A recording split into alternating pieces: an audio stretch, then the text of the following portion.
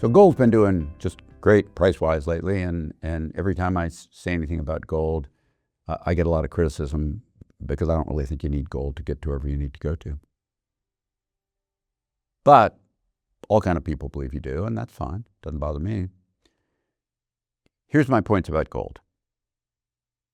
And I make the same points, even more so about crypto.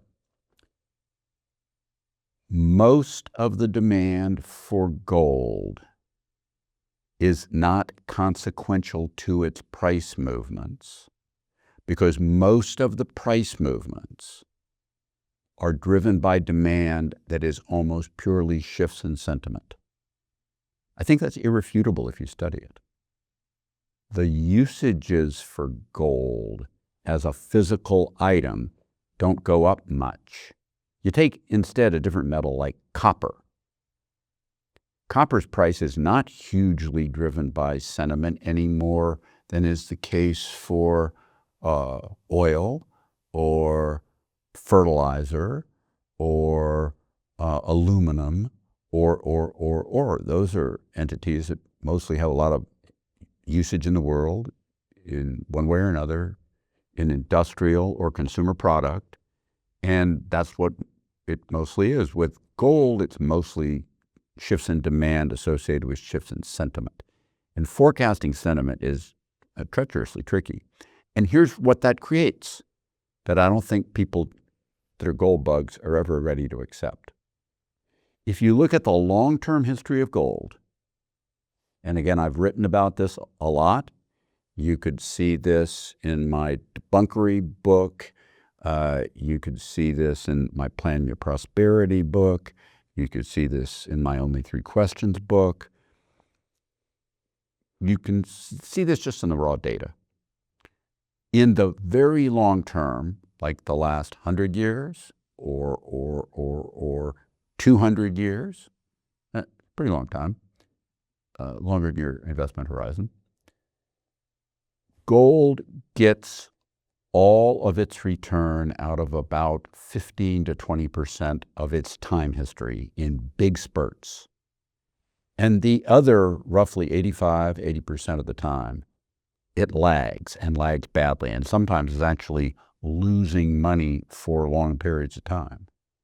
When I say long periods of time, I'm talking about a few months or even a couple of years. I'm talking about one of the spurts in that in my lifetime where gold didn't hit a new peak for 28 years. Very few people have the stomach to hold through all of that to get the long-term pricing. If you do, you are really exceptional. If you think you do, you're probably untruthful with yourself. Most people do not. Whenever you've got something that goes up a small percentage of history relative to the amount of time that it does not, timing becomes much more crucial for almost everyone. Let me say that a different way, as I have said many, many times before. Stocks go up 2 out of 3 times in history. 2 out of 3 months, 2 out of 3 years. If you aren't good enough to time stocks and time stocks badly, which most people do, there's no way in the world you're going to time gold well, other than sheer luck, and then you'll probably get caught on the other side. Now, do you need gold? This is another point. Is it a safe haven? No.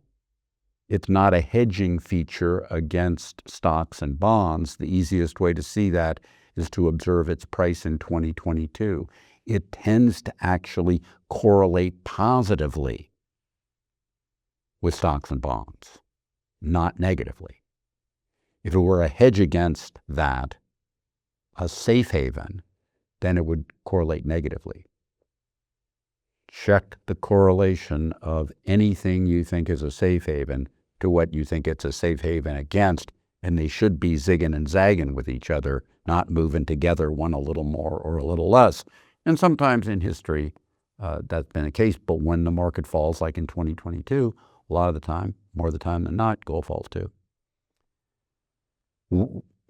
It is not that safe haven? Is it an inflation hedge? Yes, if you hold it in the long term, not if you hold it in the intermediate term. In the intermediate term, it is not. Again, I take you to the period from 2021, 22, and into 23 before gold started to really surge.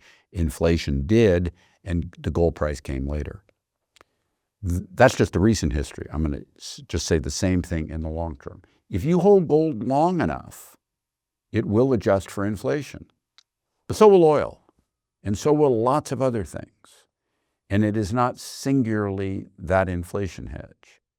It's a kind of a myth that it is, but the sentiment for it comes and goes. And once it starts running like it has, I have no ability, nor have I ever thought I did have an ability, to predict when that price movement stops. And I'm not saying that the price of gold will go down now. I'm saying timing gold is very tricky. And if you think you can do that well, more power to you. Statistically, you're probably wrong. You might be right. I wish you luck. And I don't have a lot more to say about gold than that. Thank you for listening to me, and I hope you didn't find this disturbing. Hi, this is Ken Fisher. Subscribe to the Fisher Investment YouTube channel if you like what you've seen. Click the bell to be notified as soon as we publish new videos.